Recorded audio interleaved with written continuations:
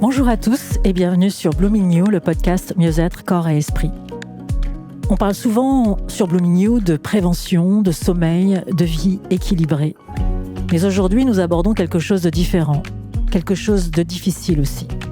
Une blessure morale collective. Comment prendre soin de soi quand l'horreur se déroule sous nos yeux ? Comment rester humain face à l'inhumanité sans se laisser anesthésier par l'habitude du désastre ? Gaza, Israël, Palestine, depuis le 7 octobre 2023, nous sommes témoins de ce que beaucoup qualifient de génocide. Des dizaines de milliers de morts, des enfants ensevelis, des familles détruites. Et nous, ici, que faisons-nous de cette conscience ? Hannah Arendt nous a montré comment la banalité du mal se construit sur l'incapacité à penser, à questionner. Et Albert Camus nous disait « Mal nommer les choses, c'est ajouter au malheur du monde ».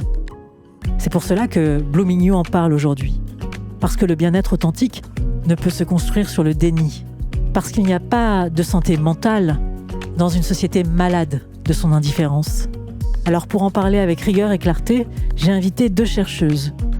Insaf Rezaghi, docteur en droit international à l'université Paris-Cité, analyse comment le droit international fonctionne ou malheureusement dysfonctionne dans ce contexte. Nitzan Perelman-Becker, docteur en sociologie, étudie l'évolution de la société israélienne, ses contradictions et ses fractures. Elles contribuent toutes deux à Yanni, un blog de jeunes chercheurs qui documente les faits au-delà des slogans. Je suis Amal Dadol, curieuse de ce qui fait une vie bonne et heureuse. Bonjour Nitzan et bonjour Insaf. Bonjour. Bonjour. Alors je vais commencer ma première question par vous Nitzan. Alors vous avez quitté Israël et étudié l'évolution de sa société depuis 2009. Pourriez-vous nous expliquer simplement qu'est-ce qui a changé dans la politique israélienne depuis le retour de Netanyahou au pouvoir en 2009 ? Alors, il y a énormément d'éléments qui ont changé depuis 2009, mais j'utilise moins le verbe « changer » pour décrire tout ce qui s'est passé depuis 2009, mais plutôt la radicalisation, amplification, etc. pour expliquer tout ce qui se passe aujourd'hui dans la société et dans la politique israélienne.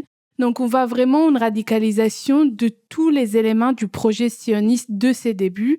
Donc, les éléments coloniaux, nationalistes et religieux qui, depuis 2009, arrivent vraiment à leur pic avec le retour de Netanyahou au pouvoir. Et là, on voit des gouvernements de droite et d'extrême droite qui s'enchaînent et qui, chaque fois, amplifient, radicalisent ces trois caractères, donc nationaliste, colonial et religieux, qu'on a vu dans tous les gouvernements, de droite et de gauche, depuis la fondation de l'État.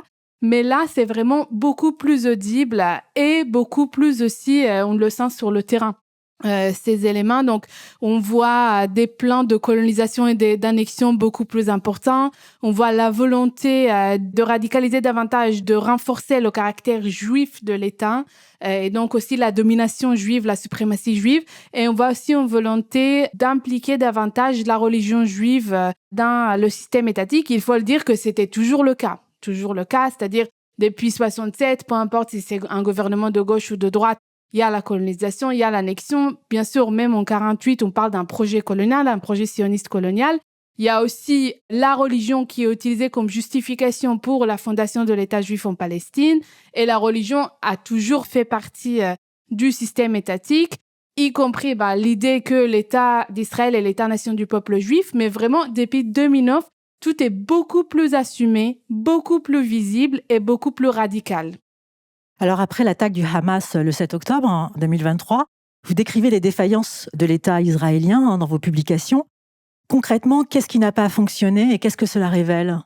Alors, ça révèle, je pense, du point de vue des Israéliens, ça révèle une réalité qui fait peur. Pourquoi ? Parce que on imagine tout le temps l'armée israélienne comme l'armée tout-puissante. On imagine l'armée, déjà le renseignement comme peut-être le meilleur département de renseignement dans le monde. Et surtout, on imagine les Palestiniens comme non seulement impuissants, mais aussi pas assez intelligents pour mener une attaque vraiment aussi réfléchie et une attaque aussi grande et qui arrive vraiment à rendre impuissant à l'armée israélienne, qui, encore une fois, il y a l'idée que c'est non seulement l'armée la plus morale au monde, mais une armée très, très puissante et que l'État d'Israël est un État protégé. Et là, on voit vraiment cette idée qui se brise. Donc vraiment, c'est une des idées les plus importantes au sein de la société israélienne qui se brise. On voit des Palestiniens qui arrivent à planifier une attaque très importante et que non seulement l'armée, mais aussi l'État n'arrive tout simplement pas à réagir, pas à aider les citoyens. Et c'était vraiment pendant 3 semaines, les citoyens qui ont mené des initiatives, par exemple l'aide psychologique, loger des Israéliens des kibbutz du Sud dans les hôtels, etc. L'État vraiment ne réagit pas. Et jusqu'à aujourd'hui, l'État refuse donc de mener un comité d'enquête sur ce qui s'est passé le 7 octobre. Il y a énormément d'histoires sur ce qui s'est passé. L'armée israélienne qui a tué des civils israéliens. Il y a aussi des histoires sur la malgérance aussi de l'armée au sein des kibbutz, etc. L'État refuse de mener un vrai comité d'enquête. Les familles d'otages et les familles aussi des victimes du 7 octobre sont très, très, très en colère par rapport à ça. Et ça crée des fractures importantes au sein de la société. Mais vraiment, le 7 octobre a brisé l'idée que c'est l'État, le seul État dans le monde déjà des Juifs, mais le seul État qui peut protéger les Juifs. Et ça, c'est une idée, un mythe majeur qui est brisé le 7 octobre.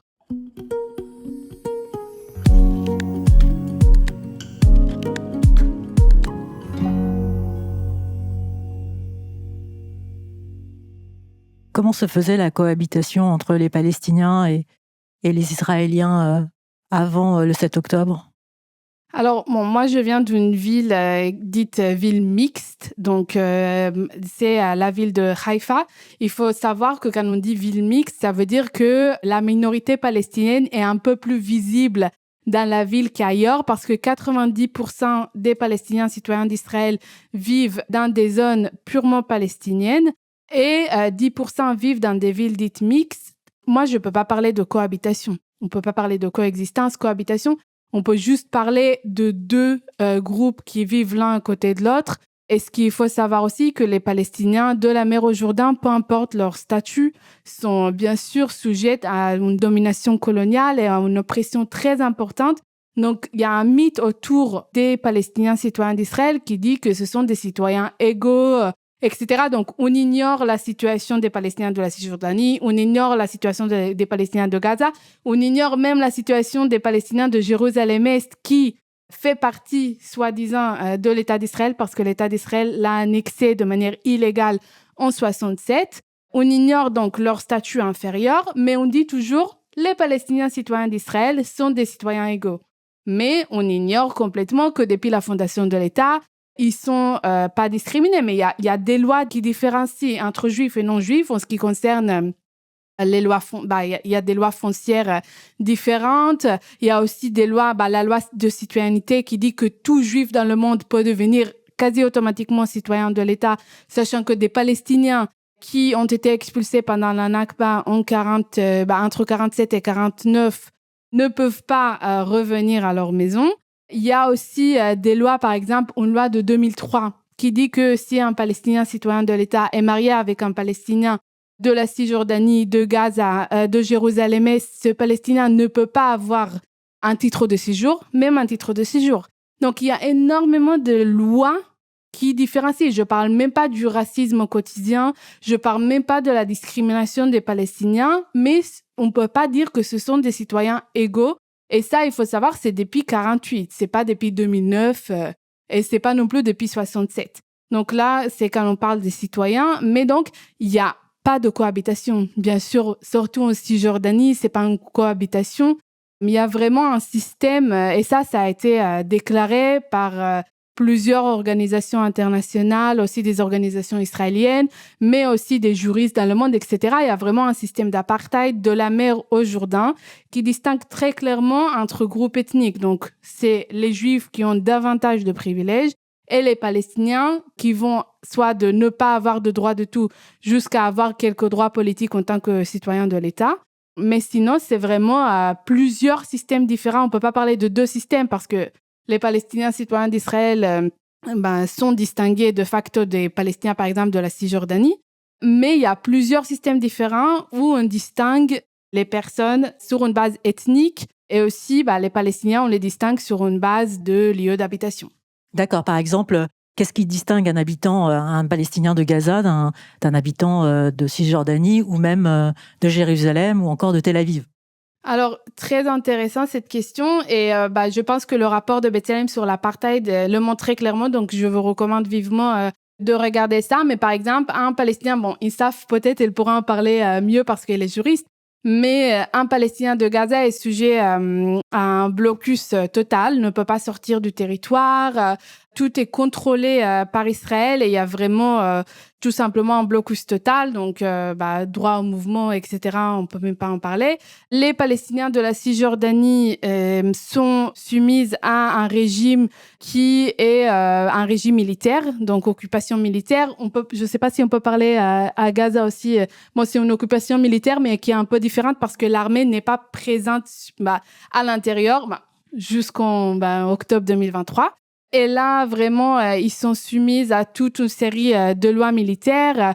Tout passe par les tribunaux militaires en Cisjordanie. Mais je vais peut-être laisser Insaf parler de ces distinctions. Les Palestiniens de Jérusalem-Est ont un statut tout simplement d'habitants. C'est comme les étrangers qui arrivent en France et qui ont un titre de séjour.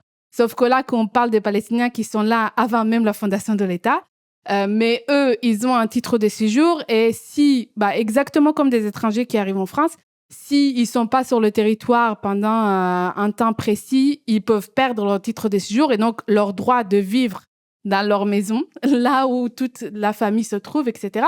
Et les Palestiniens, du coup, de l'État d'Israël, les Palestiniens, ce qu'on appelle les Palestiniens de 48, eux, ils ont plus de droits, ils ont des droits politiques, ils peuvent être au Parlement, ils peuvent se présenter aux élections législatives, etc. Ils ont plus de droits, ils peuvent sortir tranquillement du territoire, sans problème, etc. Mais comme j'ai dit tout à l'heure, la loi distingue très clairement ce qui concerne, par exemple, des aspects fonciers. Il y a des terres qui sont réservées uniquement aux Juifs et ils sont soumis vraiment à une discrimination très importante. Et aussi, ils sont tout le temps suspects d'être ennemis intérieurs et d'être un danger de l'intérieur. Mais peut-être tu veux compléter les statuts des Palestiniens, peut-être je sais pas. Insaf? Oui, en fait, donc toi, tu as très bien expliqué la division et je pense que c'est aussi un objectif du projet colonial, c'est de diviser les Palestiniens entre eux pour briser un peu l'union nationale et l'identité palestinienne. Et la bande de Gaza est un territoire qui est occupé militairement, d'un point de vue du droit international. C'est-à-dire qu'on n'est pas obligé d'avoir la présence d'un soldat israélien dans la bande de Gaza ou d'avoir un colon israélien dans la bande de Gaza pour dire que ces Palestiniens-là ne sont pas sous occupation. Et eux, je pense qu'ils subissent la forme la plus brutale en plus de l'occupation parce qu'il y a ce siège total, ce blocus total, maritime, terrestre, aérien. Il n'y a pas d'aéroport à Gaza, le seul qu'il y avait a été rasé dans les années 90. Et l'état civil des Palestiniens, où qu'il soit, est sous le contrôle de l'État d'Israël. C'est-à-dire que, par exemple, un Palestinien qui vient de naître à Gaza ou en Cisjordanie, quand les parents font les démarches d'inscription au registre d'état civil, ensuite les autorités, soit du Hamas, le transmettent à l'autorité palestinienne qui le transmet à Israël, ou en Cisjordanie, l'autorité palestinienne qui gère ces registres le transmet à Israël. Donc en fait, il y a un contrôle total de l'intégralité du territoire palestinien historique. Et en Cisjordanie, les Palestiniens qui sont soumis sont effectivement sous un régime militaire, c'est-à-dire que vous avez plus de 2000 ordres militaires qui aujourd'hui quadrillent la vie du Palestinien de sa naissance à sa mort. À la fois son droit de vie, son droit de mouvement, de circuler, son accès à la santé, à l'éducation, sa possibilité de voyager, de sortir du territoire. Il est obligé de passer une frontière israélienne également. Et donc, en fait, tout l'aspect social, économique et politique de la vie des Palestiniens, où qu'il soit, est régi par une autorité israélienne qui prend soit la forme d'une autorité militaire, donc en Cisjordanie ou à Gaza, ou d'une autorité civile à Jérusalem-Est ou dans le territoire de Palestine de 48. Et les Palestiniens de Jérusalem-Est, pour compléter ce que Nitsan a dit, ils ont donc ce statut de résident qu'ils peuvent perdre s'ils n'ont pas justifié de 7 années de résidence à Jérusalem. Et ils peuvent aussi le perdre à tout moment sur décision du ministère de l'Intérieur israélien pour manquement de loyauté dû à l'État d'Israël. Donc, ça peut passer par des messages sur les réseaux sociaux, par des conversations qui peuvent être enregistrées, etc. Et donc, le Palestinien qui est établi depuis toujours à Jérusalem peut du jour au lendemain être expulsé de Jérusalem et se retrouve en Cisjordanie, éloigné de sa famille, sachant qu'il y a une séparation entre les Palestiniens qui vivent en Cisjordanie et ceux de Jérusalem. Il y a un mur qu'il faut traverser, donc il y a des checkpoints qui quadrillent la Cisjordanie. Ils sont presque 600 barrages militaires. Et donc, ils sont obligés à chaque fois d'avoir l'autorisation d'Israël pour circuler. Un travailleur palestinien qui vient travailler sur un chantier en Israël, il doit passer ce checkpoint et il doit avoir une autorisation israélienne pour pouvoir circuler. Donc, aujourd'hui, les Palestiniens, où qu'ils soient, ils sont soumis à une autorité illicite, illégale, qui contrôle tous les aspects de leur vie, de leur naissance à leur mort. Ça, c'était avant le 7 octobre. C'était bien avant le 7 octobre et ça continue et ça s'est renforcé aujourd'hui. Le droit au mouvement en Cisjordanie, par exemple, quand vous êtes à Hébron et que vous voulez vous rendre, donc Hébron dans le sud de la Cisjordanie, et que vous voulez aller à Bethléem, qui est plutôt centrale, proche de Jérusalem, vous avez à l'entrée de toutes les villes palestiniennes ce qu'on appelle des portes oranges qui ont été ajoutées par l'armée israélienne depuis le 7 octobre, qui peuvent fermer à tout moment, donc ils bouclent des villes et des villages à tout moment, avec impossibilité pour les voitures de sortir ou d'entrer. Donc des gens peuvent être enfermés, ils sont dans des cages enfermés, et ils peuvent plus circuler. Et donc aujourd'hui, depuis le 7 octobre 2023, il y a un renforcement du contrôle militaire sur les Palestiniens, qui se traduit par la liberté de circulation qui est entravée, mais aussi par un recours massif à l'enfermement, premier sens du terme, des Palestiniens qui sont dans des prisons. Et vous avez aujourd'hui plus de 10 000 Palestiniens qui sont en train de croupir dans des geôles israéliennes militaires en violation totale du droit international. Et beaucoup d'entre eux, 4 000, sont en détention administrative, ce qui est illégal au regard du droit international. C'est-à-dire qu'ils sont emprisonnés sans connaître ce qu'on leur reproche, donc on ne connaît pas les charges, ils n'ont pas d'accès à un avocat. Ils n'ont pas le droit de parler avec leur famille et ils sont dans des prisons de manière indéfinie. Et tous les 6 mois, cette détention peut être reprolongée sous le bon vouloir des autorités israéliennes qui peut les prolonger indéfiniment. Vous avez des personnes qui, pendant plusieurs années, sont en détention administrative sans jamais savoir pourquoi elles se trouvent en prison. Y compris des mineurs complètement des enfants qui sont juste kidnappés de leur maison. Et parfois, on ne sait même pas pourquoi.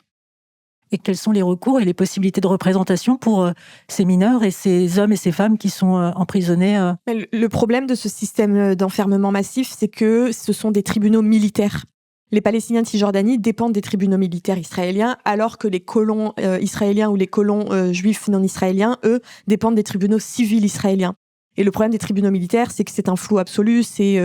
On ne sait pas sur quoi est-ce que le fondement juridique sur lequel vous êtes inculpé, parce que c'est un ordre militaire qui vient d'être adopté, qui peut être supprimé, qu'on peut ressortir du tiroir, etc.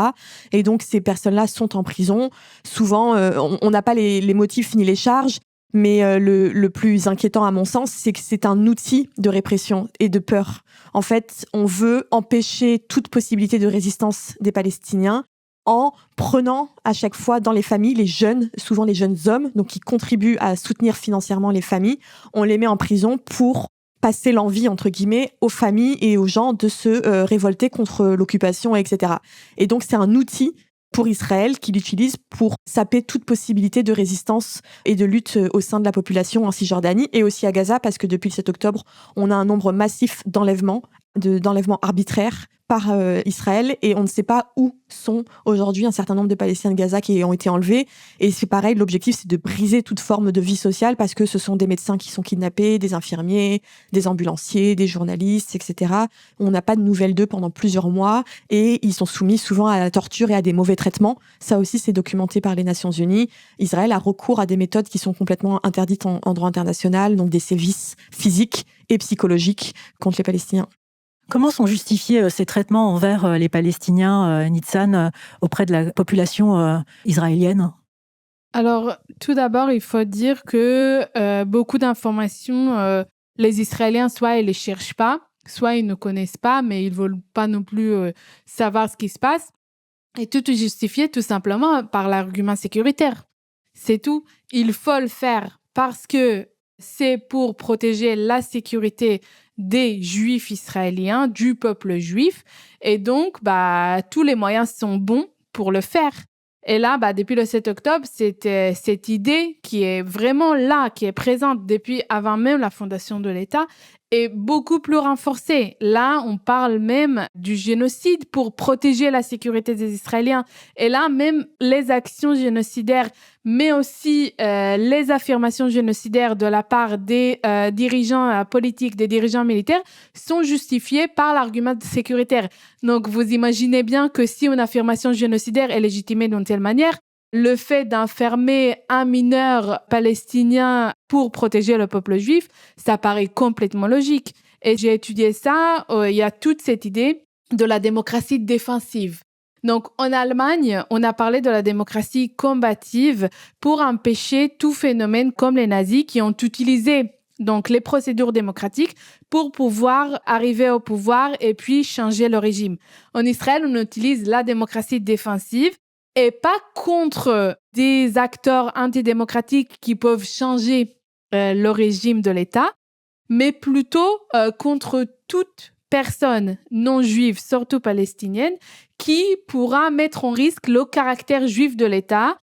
Et donc, tout est légitimé par cette idée de démocratie défensive. On est en démocratie jusqu'au moment où soit le caractère juif de l'État est en risque, soit la sécurité du peuple juif est en risque.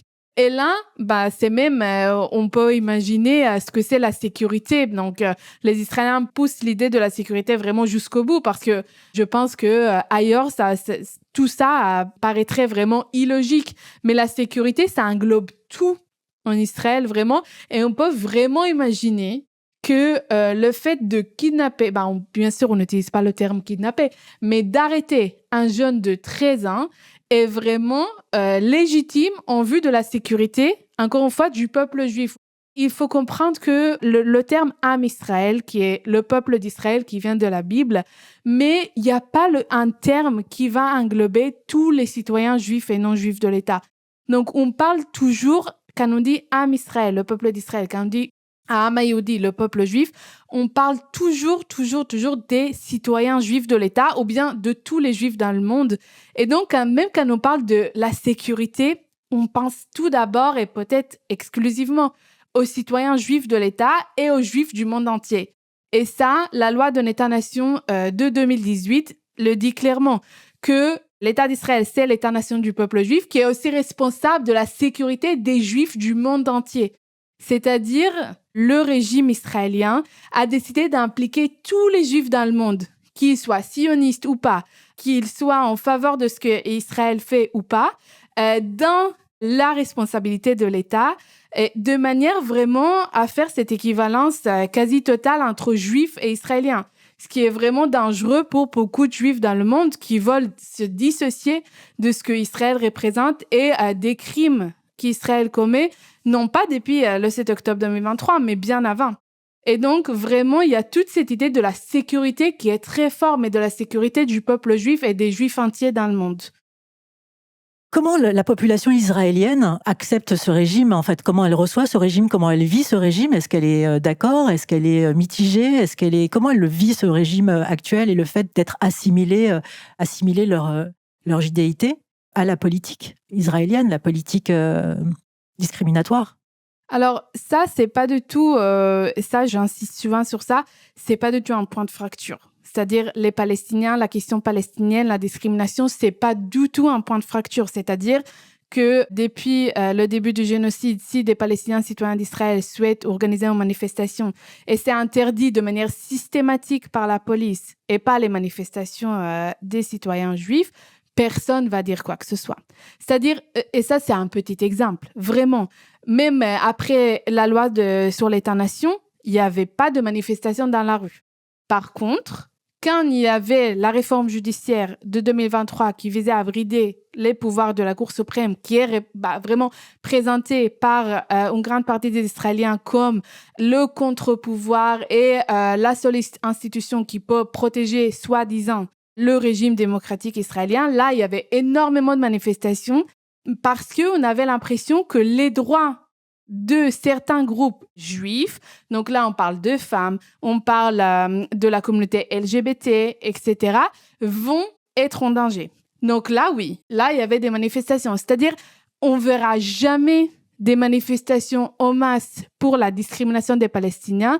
Donc ça, on a vu un peu avec le camp de la paix qui, lui, touchait plus l'idée de négocier des territoires pour la paix et moins, beaucoup moins, par exemple, l'occupation militaire de la Cisjordanie et la discrimination, le régime d'apartheid que les Palestiniens subissaient. Donc, c'était vraiment l'idée de la paix et on ignore ce qui se passe dans les territoires.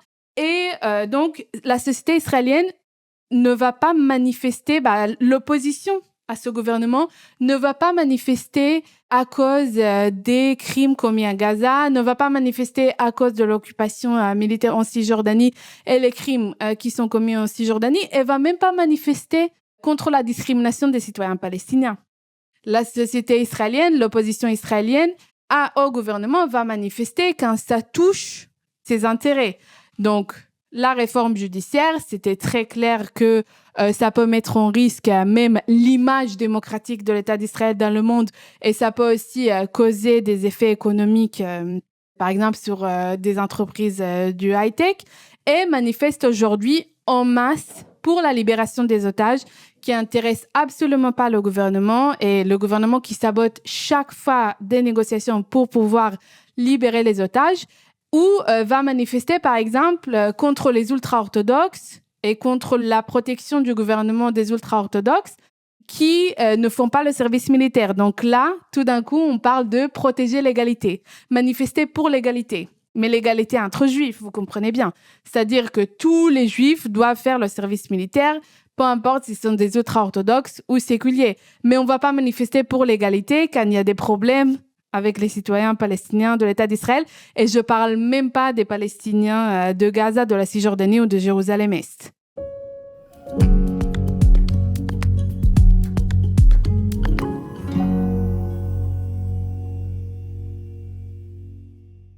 Alors, il y a des soldats israéliens qui ont témoigné en 2004 de réalité de l'occupation via l'organisation Breaking the Silence. Comment sont-ils passés du statut de héros en 2004, quand ils ont témoigné effectivement des abus de l'armée israélienne auprès de la population palestinienne, à celui de traître à la nation? Alors, c'était vraiment une recherche que j'ai menée pendant 3 ans pour comprendre comment ça se fait qu'en 2004, ils fondent leur organisation Breaking the Silence pour publier des témoignages de leur service militaire en Cisjordanie. Et là, quand ils publient leurs témoignages, ils sont même invités au Parlement israélien, la Knesset. Il y a même une exposition de leurs photos, de leurs témoignages au sein même de la Knesset. Et en 2018, quand je commence ma recherche, ils sont considérés par cette même institution comme des traîtres, comme l'ennemi à la nation. Et il y a même une loi qui s'appelle loi Breaking the Silence, qui vise à empêcher l'entrée de cette organisation dans les écoles israéliennes. Il faut savoir que c'est très fréquent que des organisations font des conférences au sein des écoles israéliennes, etc. Donc, c'est pas du tout exceptionnel. Mais il y a donc la loi Breaking the Silence qui les empêche de faire ça. Et je me suis demandé, mais qu'est-ce qui s'est passé entre 2004 et 2018? Et en fait, c'est pas tant ce qui s'est passé, mais le fait qu'on comprenne ce que ça signifie un soldat qui dévoile les crimes que commet l'armée, mais pas ce que Breaking the Silence ont fait, c'est ils l'ont pas présenté comme si c'était des cas exceptionnels. Et c'est ça, l'armée tente de faire ça, les dirigeants israéliens tentent de faire ça, de dire, bon, s'il y a des problèmes moraux, c'est des cas exceptionnels, et l'armée gère ça très bien parce que c'est l'armée la plus morale au monde. Non. Breaking the Silence a essayé de montrer qu'il s'agit vraiment d'une politique pas seulement vraiment quotidienne, gérée par l'armée de manière très régulière, mais aussi une politique d'État. Et c'est ça qui a embêté les gens, et d'ailleurs même les partis du centre et les partis de la gauche sioniste, parce qu'ils dévoilent la politique de l'État et les crimes que l'État commet, mais aussi le fait que l'armée, ce n'est pas l'armée la plus morale au monde, et le fait de briser cette idée, ce mythe très important au sein de la société, on en a déjà parlé. Ça, c'était vraiment un crime, un très grand crime que Breaking the Silence a fait. Et il faut savoir que Breaking the Silence, c'est vraiment, ce n'est pas une organisation anticoloniale. Ils ont mis du temps pour dire arrêtons l'occupation. Ils voulaient juste signaler les problèmes moraux de l'occupation et vraiment de demander à la société israélienne d'écouter, de vouloir écouter les informations, ce que les soldats font dans les territoires occupés.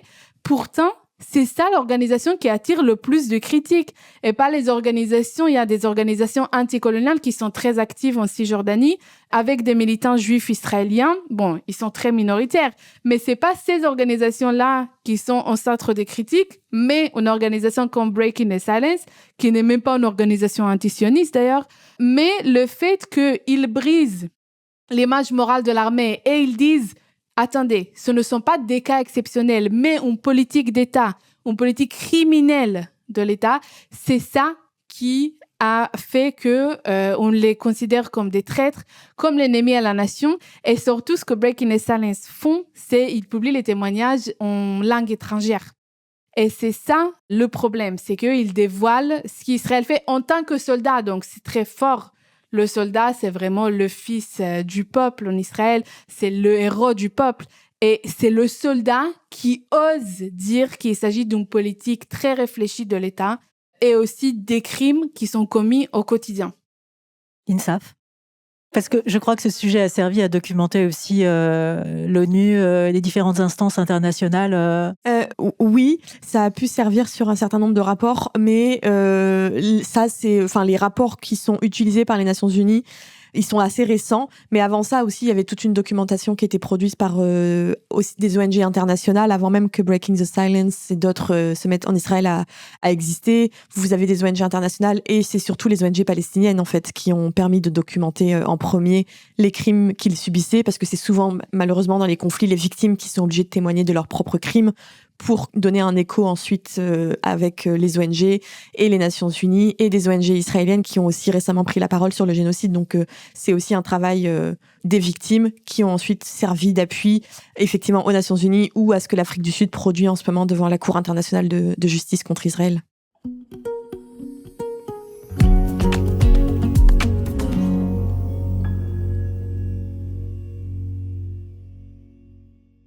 Nitza, vous avez créé ce concept de democracy watching. Alors, qu'est-ce que c'est ? Pouvez-vous l'expliquer avec des exemples concrets de lois israéliennes qui prétendent défendre la démocratie, mais en réalité fait tout le contraire ? Alors, j'ai travaillé sur le discours sur Breaking the Silence, le discours critique. Et j'ai vu que à chaque fois qu'on essaie de promulguer une loi ou de prendre une décision gouvernementale pour réduire en silence cette organisation, on a utilisé des arguments démocratiques. Et ça m'a beaucoup intéressée de voir comment on mobilise le langage démocratique, donc soit le mot démocratie, soit des concepts liés comme l'égalité, la liberté, volonté du peuple, etc., pour justifier des lois qui étaient absolument antidémocratiques, donc soit parce que c'était pour anéantir la liberté d'expression, c'était pour justifier l'oppression et la domination coloniale, c'était pour justifier la discrimination, par exemple, des citoyens palestiniens d'Israël. Et ça m'a beaucoup intéressé cet écart. Et je me suis dit, mais cet écart, il y a quelque chose dedans. Et ça, c'est devenu mon sujet de thèse, de voir tout ce système qui est mobilisé avec le langage démocratique pour justifier des initiatives antidémocratiques. Et là, j'ai vraiment donc inventé ce concept de democratic washing qui décrit justement cet écart.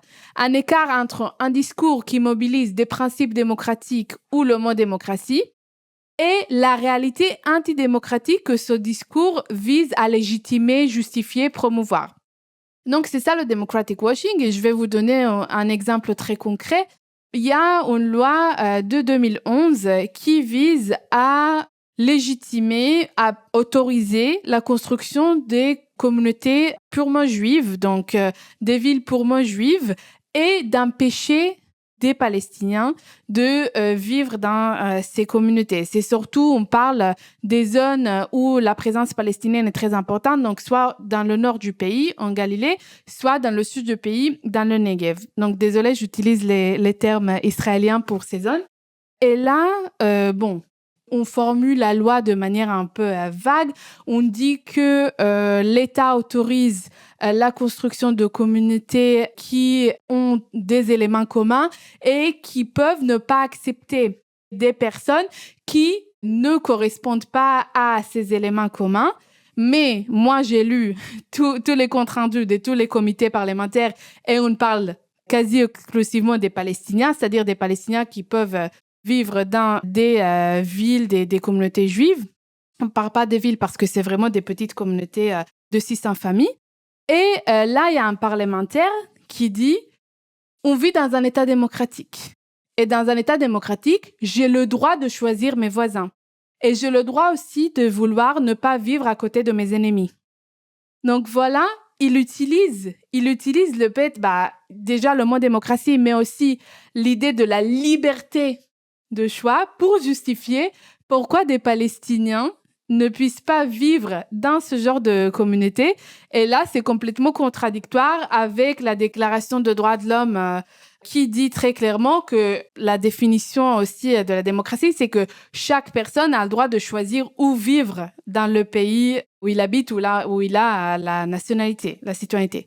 Donc voilà, par exemple, ça c'est une idée, mais il y a énormément, j'ai fait une analyse de ça dans un article en anglais, mais il y a énormément d'exemples pour montrer comment on utilise le terme égalité, par exemple. Par exemple, la loi sur l'État-nation qui vise à écarter complètement la fausse idée d'une démocratie en Israël et qui vise à dire c'est d'abord l'État-nation du peuple juif et la démocratie vient à servir cette idée. Et là, pour justifier, on dit par exemple, les Juifs, il y a un parlementaire du Likoud, Amir Ohana, qui dit au débat parlementaire, les Juifs représentent une minorité dans le monde, alors cette loi vise à renforcer les droits de minorité. C'est quand même incroyable, vraiment un écart paradoxal entre un discours et ce que ça veut dire et la réalité que ce discours promeut. Vous avez aussi cette loi sur la transparence des ONG en 2016, présentée comme démocratique, mais qui les cible, qui cible les organisations de défense des droits. Oui, complètement. Alors, on dit par exemple que ces organisations abusent de la liberté d'expression et qui aussi, par exemple, mettent en risque la sécurité des citoyens de l'État et donc le droit à la protection de la vie. Et donc, on dit que c'est justifié par ça, par exemple. Mais bon, il y a vraiment beaucoup d'exemples, surtout de ces dernières années. Et je veux dire que cette stratégie discursive n'est pas du tout exclusive à l'État d'Israël. On le trouve aussi en France, aux États-Unis, dans beaucoup d'États de pays occidentaux dits vraiment démocratie libérale. Et c'est vraiment, il faut y faire attention, il faut essayer de voir cet écart parce que c'est très important.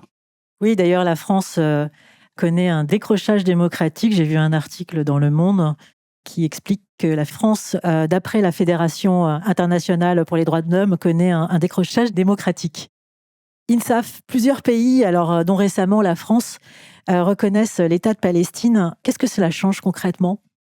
C'est intéressant cette séquence qu'on est en train de vivre sur la question de la reconnaissance de l'État de Palestine en plein génocide, comme si les priorités étaient de déclarer qu'il y a forcément un État palestinien et qu'on le reconnaît et c'est bon, la question de Palestine est résolue et on peut passer à autre chose.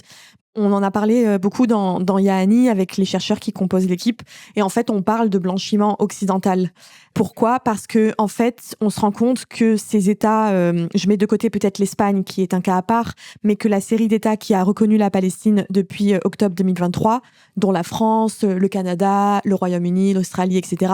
Et c'est finalement pour peu de frais de se racheter une bonne conscience parce qu'ils savent que ce sont eux qui financent, qui arment militairement, politiquement, économiquement l'État d'Israël dans son projet colonial aujourd'hui en Palestine. Et donc, c'est une manière de dire on ne peut pas froisser notre allié israélien parce que ça reste notre allié et ça reste un de nos partenaires politiques importants.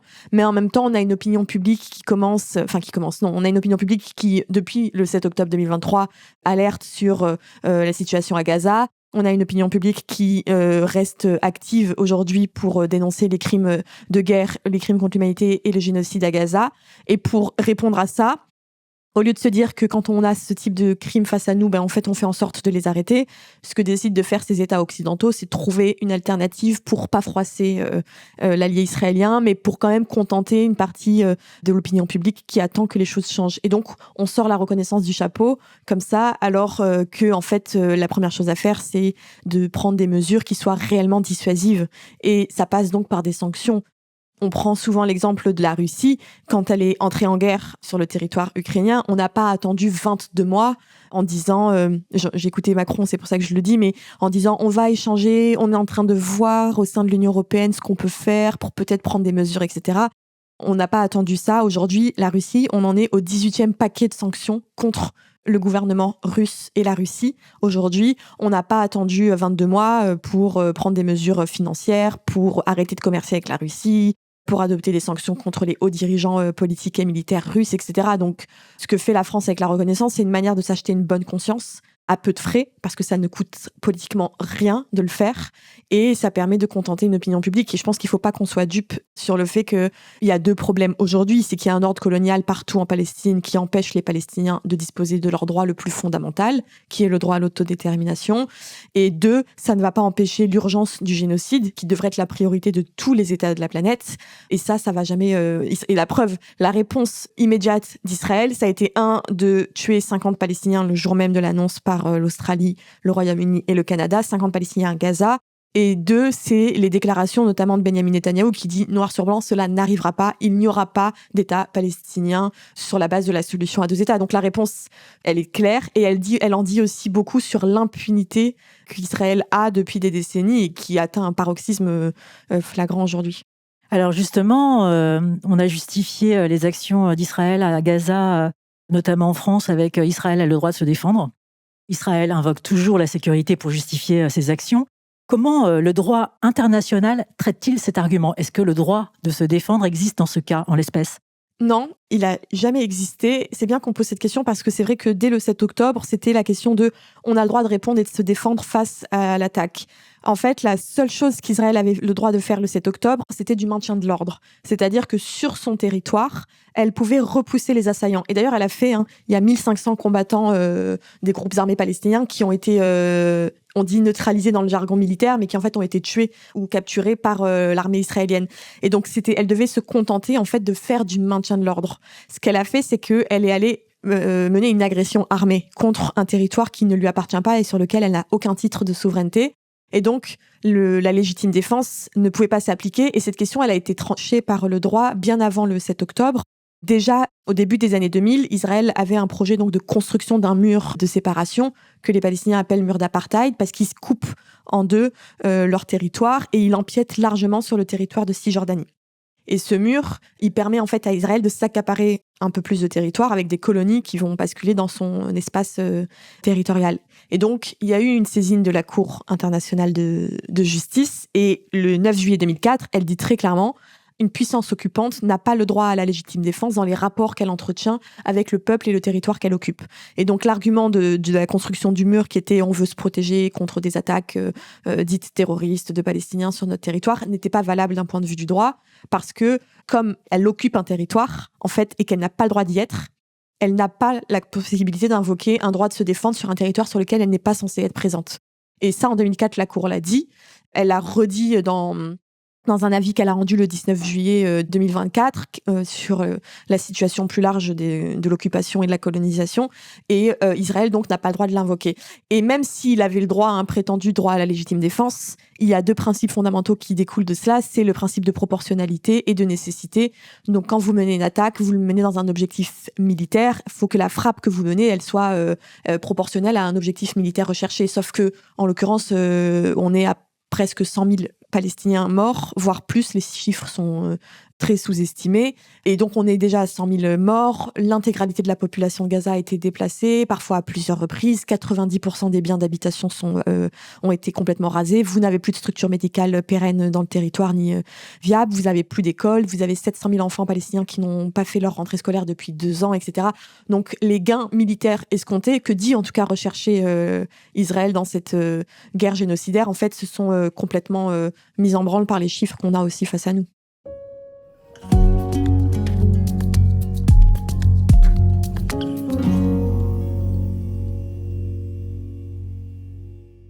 Alors, je pose cette question à toutes les deux. D'après vos analyses, vers quoi se dirige la société israélienne ? La société ou la politique, bon, c'est peut-être c'est la même chose. Je sais pas si Si c'est la question, c'est vraiment, comme je dis, depuis 48, c'est tout un processus d'accélération, radicalisation et surtout, tout devient plus visible et plus assumé. Donc, on sait vers où ça va parce que c'est vraiment très, très logique. C'est une procédure très logique de voir comment tout se droitise, se radicalise. Si avant, les propos génocidaires comme ça auraient peut-être été moins légitimés par certains groupes, notamment de la gauche et du centre sioniste, là, c'est le cas. Donc, c'est très facile de voir vers où ça va parce qu'il faut tout simplement suivre la ligne directrice. Je pense que c'est plus intéressant et peut-être ça, INSAF, elle aura plus d'éléments de se demander mais qu'est-ce qui va se passer de ce territoire entre la mer et le Jourdain et surtout ce que nous, en tant que chercheurs et chercheuses qui entendent très, très, très souvent les Occidentaux, en France aussi, avec aussi cette reconnaissance, la volonté d'imposer une solution. C'est ça qui nous embête énormément parce que ça veut dire qu'on ne comprend pas entièrement ce qui se passe entre la mer et le Jourdain. On ne comprend pas qu'il s'agit, on ne veut pas comprendre qu'il s'agit d'un ordre colonial et que tous les processus décoloniaux dans l'histoire, ce n'est pas le colon, et ça, INSAF le dit souvent, ce n'est pas le colon qui a changé quoi que ce soit, mais c'est bien le peuple colonisé. Et du coup, peut-être, toi, tu as une idée de ce qui va se passer avec ce territoire entre la mer et le Jourdain? Oui, en fait, moi, ce que je pense, c'est pour ça que sur la question, souvent, je dis, le problème, c'est pas la société, enfin, la question, c'est pas de savoir ce que pense la société israélienne. Le problème, c'est que c'est une politique coloniale, c'est un ordre colonial. Et quand on dit ça, c'est important parce que ça veut dire que c'est toutes les composantes de cet ordre qui doivent être pris en compte, la société, les dirigeants politiques, exécutifs, le pouvoir judiciaire avec la Cour suprême israélienne aussi qui a un rôle important dans le maintien de cette situation coloniale, et la société israélienne qui sont en ordre de marche pour permettre au projet sioniste et colonial d'aboutir très rapidement. Et le génocide, s'il a été mis en œuvre dans des proportions exceptionnelles dès le départ, c'est parce que cet ordre-là était déjà en marche bien avant le 7 octobre et que tous les signaux étaient là pour qu'on voit à quel point, à un moment, ça allait se terminer comme ça avec un projet génocidaire. Et donc le problème pour moi, c'est pas la question de la société israélienne, on sait que c'est un ordre colonial. Le problème, c'est qu'en face, vous avez un peuple colonisé, le peuple palestinien, qui lui, pour le coup, on n'a jamais sollicité ce peuple pour savoir ce que lui, il voulait en fait. Alors que, et ça c'est vrai que je le dis souvent, il y a qu'un droit en fait finalement qui prime dans ce conflit aujourd'hui, et c'est le seul qui devrait guider les actions politiques de la société internationale, notamment quand on parle de la reconnaissance, c'est le droit à l'autodétermination du peuple palestinien, qui est un peuple colonisé depuis toujours, et c'est le seul droit qui devrait nous préoccuper, c'est le seul droit dont la réalisation devrait nous préoccuper, et en fait, ça veut dire que, les modalités de mise en œuvre de ce droit appartiennent au seul peuple colonisé. Donc c'est à lui de décider ce qu'il veut. C'est à lui de nous dire, moi, ma solution, c'est ça, et c'est pas ce que vous m'imposez. Et donc, quand on impose une solution à deux États, c'est une solution coloniale, c'est une posture néocoloniale qu'adopte la France et ses autres États, parce qu'en fait, il impose une solution politique au peuple qui est colonisé sans jamais le consulter. Et c'est pour ça qu'aujourd'hui, il y a une forme d'hypocrisie des États occidentaux. C'est que à aucun moment, le peuple palestinien n'a été consulté. On leur impose un horizon politique qui est le seul possible d'après eux, alors que dans les faits, il y a un génocide, et que ce génocide, c'est un génocide colonial dont on le voit fortement à Gaza, mais il est aussi en place. Les éléments aujourd'hui matériels du crime sont aussi visibles en Cisjordanie. Les meurtres massifs des Palestiniens, on les a aussi en Cisjordanie. Avant le 7 octobre, l'année qui a précédé le 7 octobre, c'était l'année la plus meurtrière pour les Palestiniens depuis la seconde intifada au début des années 2000. Alors qu'on parlait d'un moment dans les médias, le 7 octobre, on se rappelle, c'était un moment de paix jusqu'à présent, il y avait un statu quo, ça semblait bien se passer, etc. Vous aviez 600 Palestiniens qui avaient été tués juste avant en Cisjordanie. Vous avez un gouvernement qui a accéléré la colonisation comme jamais, avec des plans de colonisation qui tombaient du ciel tous les 4 matins. Et donc, le problème, c'est qu'on ne veut pas comprendre que cet ordre colonial, il empêche précisément le peuple palestinien de s'autodéterminer, qu'on a toujours fait en sorte d'empêcher que ce droit-là soit reconnu, et que la reconnaissance, c'est pour ça qu'elle est symbolique et coloniale, c'est parce qu'elle ne va jamais permettre de concrétiser le droit des peuples palestiniens à son autodétermination.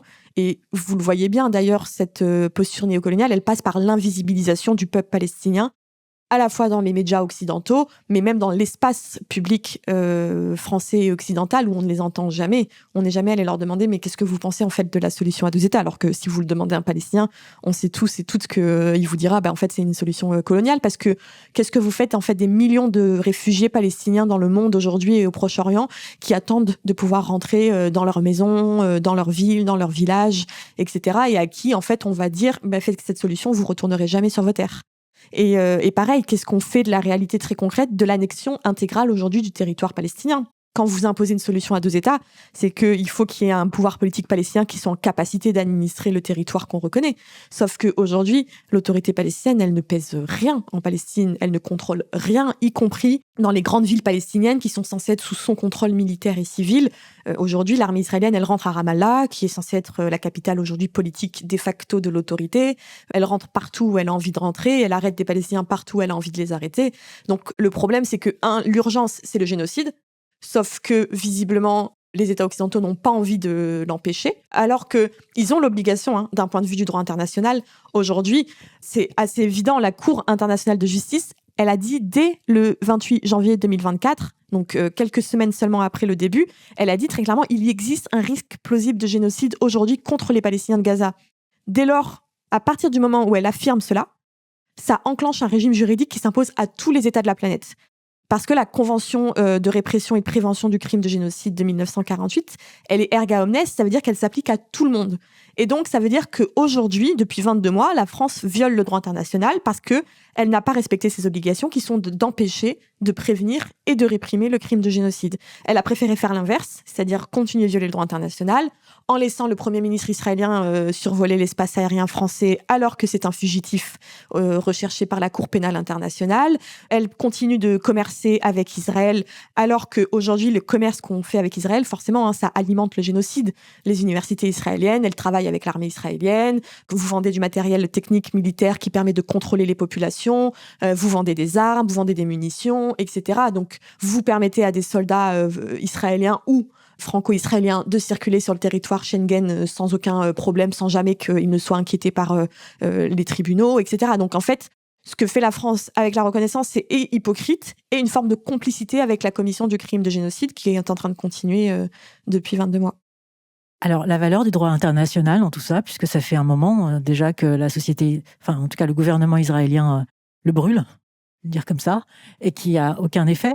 Aujourd'hui, ça continue avec notamment en exemple la France et d'autres pays aussi européens ou internationaux, les États-Unis aussi, qui sont le premier soutien, j'ai envie de dire, à ce génocide. Qu'est-ce que ça veut dire aujourd'hui du droit international ? Comment il nous protège ? Comment il peut continuer à nous protéger ? Nous, on parle en fait de l'effondrement de cet ordre international et du droit international et que Gaza, mais la Palestine en général, a révélé finalement tous les biais d'un système international qui a des postures coloniales. Et pourquoi ? Parce que d'abord, le droit aujourd'hui tel qu'on le connaît, il a été forgé depuis le XVIIe siècle, mais principalement au lendemain de la Seconde Guerre mondiale, par des États qui étaient encore des grands empires coloniaux, comme la France, comme le Royaume-Uni, etc. Et ces grandes puissances, vainqueurs de la Seconde Guerre mondiale, ont créé un système international dont les Nations Unies sont un peu le cœur. Et ce système, qui a été créé à l'époque avec 51 États seulement, alors qu'aujourd'hui vous avez 193 États, donc c'est pas du tout représentatif de la situation politique et géographique mondiale à l'époque, parce que une grande partie des peuples en Afrique, en Asie, en Amérique latine étaient encore sous le joug colonial, impérial. Et en fait, ces grandes puissances, elles se sont arrogées un droit de veto au sein du Conseil de sécurité des Nations Unies, qui est aujourd'hui l'organe politique qui a la responsabilité principale du maintien de la paix et de la sécurité internationale. Et ce droit de veto, que 5 puissances seulement ont aujourd'hui, et qu'elles continuent d'avoir aujourd'hui, c'est-à-dire que malgré l'évolution politique géographique de la planète, jamais on a eu une seule réforme structurelle du Conseil de sécurité. Et ces 5 États, en fait, elles décident pour le sort de milliards de personnes de la planète. C'est-à-dire qu'on l'a vu là encore récemment, il y avait un projet de résolution porté au sein du Conseil de sécurité pour demander juste un cessez-le-feu, c'est-à-dire un cessez-le-feu humanitaire à Gaza, qu'on puisse permettre aux gens de pouvoir enfin se nourrir décemment et d'avoir accès à l'eau, à la santé, etc. Ce projet, il a fait l'objet d'un vote favorable de 14 États, et un seul État s'y est opposé, c'est les États-Unis. Et le fait que l'ambassadrice américaine à l'ONU lève la main à ce moment-là, ça empêche ce texte de rentrer en vigueur. Sauf que les seules résolutions qui peuvent être contraignantes aujourd'hui, c'est le Conseil de sécurité. Donc si vous n'avez rien au sein du Conseil de sécurité, le système international, il est complètement bloqué. Et c'est ce qui est en train de se passer depuis le 22 mois avec Gaza, où même quand vous avez une résolution qui parvient à être adoptée, ça a été le cas à un moment sur Joe Biden, dans lequel on avait un plan dit en 3 étapes qui devait mettre un terme à la guerre. Derrière, et c'est là un autre problème du droit international, c'est qu'on n'a pas d'outils pour le mettre en place. Et que le contenu d'une résolution, même obligatoire, ou le contenu d'une décision de la Cour internationale de justice qui est obligatoire, si vous n'avez pas de volonté politique des États de la mettre en œuvre, ça ne fonctionnera pas. Et c'est ça le problème du droit international, c'est ces mécanismes qui restent coloniaux, et 2, l'absence d'effectivité. La CIJ, la Cour pénale internationale, elles n'ont pas de force de police pour demain. La CPI, elle ne peut pas aller arrêter Netanyahou en Israël et l'amener à La Haye pour le juger. Et donc le problème, c'est la volonté politique des États. Or, on le sait, dans le conflit en cours, c'est les États-Unis et c'est les États de l'Union européenne qui décident, et jamais ils n'ont eu l'envie d'imposer, de mettre en œuvre les décisions de la Cour internationale de justice, les mandats d'arrêt de la CPI, les résolutions du Conseil de sécurité. À chaque fois, du jour au lendemain, elles oublient qu'elles ont aussi des obligations internationales. Et donc, la Palestine, ce qu'elle révèle, c'est l'effondrement du droit international et de notre système international. Elle révèle une deuxième chose, c'est le double standard dans son application. Quand on sait que la Russie fait l'objet d'un paquet de sanctions économiques, financières, etc., au niveau de l'Union européenne, donc il y a ce double standard. Et face à cette situation, vous avez des États du Sud qui, en soutien des peuples dans les États du Sud, mais aussi des opinions publiques en Occident, vont tenter d'utiliser les mécanismes existants pour essayer de changer un peu les choses. C'est ce que fait l'Afrique du Sud devant la Cour internationale de justice, et vous avez des États qui vont tenter du Sud qui vont tenter de créer de nouveaux mécanismes ou de nouveaux espaces et de forums internationaux. C'est ce qu'ont fait ces États-là avec le mouvement des non-alignés dans les années 60-70. Donc ils vont tenter d'inverser les rapports de force, mais aujourd'hui ça reste tellement déséquilibré que finalement les États occidentaux, certains mis de côté parce qu'il y en a certains qui ont essayé, comme l'Espagne notamment, mais ces États occidentaux, en fait, elles ont encore la main mise sur le sort du monde. Et donc, finalement, les fondements coloniaux de notre système international, ils perdurent. Et la Palestine, c'est malheureusement l'exemple le plus tragique, mais c'est pas le seul. Il y a d'autres exemples de situations coloniales. Et la France le sait très bien, parce que en Nouvelle-Calédonie ou au Sahara occidental, etc., on a encore un peu... On a en fait tous ces révélateurs d'un système international qui est à bout et qui doit évoluer. Alors, en tant que citoyen européen, que peut-on faire ? Moi, je pense que ce qui a poussé la France là, à reconnaître la Palestine, c'est justement les mobilisations citoyennes. Je pense qu'il y a une vraie envie que les choses changent de la part des citoyens. À mon avis, on peut pas non plus faire grand-chose, mais le fait de visibiliser la situation en Palestine, de ne pas arrêter d'en parler, de dire à son entourage, sur les réseaux sociaux, dans nos conversations, dans les cafés, dans les universités, que la Palestine est un sujet central parce que, en son sein, vous avez toutes les problématiques qui se posent dans notre système international. Et donc, que la Palestine, c'est pas que la Palestine, c'est aussi nous en miroir, notre manière de faire société. C'est aussi ça qui est important. Donc, il faut en parler. Il faut que les universitaires se mobilisent davantage parce qu'on a un rôle à jouer. Il faut que les opinions publiques manifestent. Et il y a quelque chose aussi de un peu plus accessible, je dirais, à notre échelle. C'est la question aussi du boycott qui est importante parce que quand vous commercez ou que vous avez des partenariats avec un certain nombre d'entreprises israéliennes, vous participez indirectement à financer finalement les crimes de masse.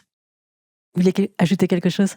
Juste, je pense qu'on voit, surtout depuis 2 ans, mais bon, même avant, on parle toujours, en France, ça me fait rire un peu l'importation du conflit en France, mais on voit quand même à quel point la Palestine, ça pèse dans de nombreux États, en France, aux États-Unis, et c'est important de se renseigner, d'apprendre ce que ça veut dire, parce qu'on voit aussi que ça fait basculer les systèmes politiques dans le monde. Donc, en France, ça joue malheureusement en faveur aussi de l'extrême droite. Dans les élections états-uniennes, ça a joué aussi contre Kamala Harris qui a décidé de ne pas se prononcer contre le génocide. Et donc, c'est important d'apprendre les faits, de se renseigner pour pouvoir empêcher l'instrumentalisation de ce que ça veut dire, l'instrumentalisation de ce génocide et surtout l'instrumentalisation de l'antisémitisme. Je pense, et là, c'est très personnel pour moi parce que je parle en tant que juive qui avait de la famille en Pologne, qui a été tuée en masse pendant la Deuxième Guerre mondiale.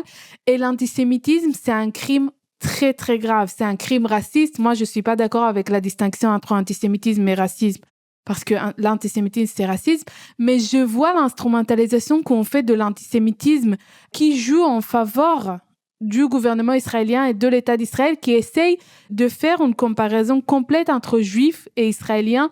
Et ça, c'est très dangereux. Il faut savoir distinguer entre ce qu'est juif, ce qu'est israélien, ce qu'est un acte antisémite et ce qu'est une position antisioniste qui ne peut pas être mélangée. Et donc, je pense que chaque citoyen doit se renseigner pour pouvoir empêcher l'instrumentalisation aussi au sein des pays européens.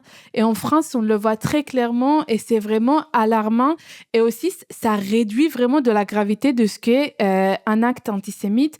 Et c'est surtout, ça silencie toute critique envers Israël. Et c'est une critique, comme Insaf l'a dit, c'est une critique qui est aujourd'hui devenue obligatoire.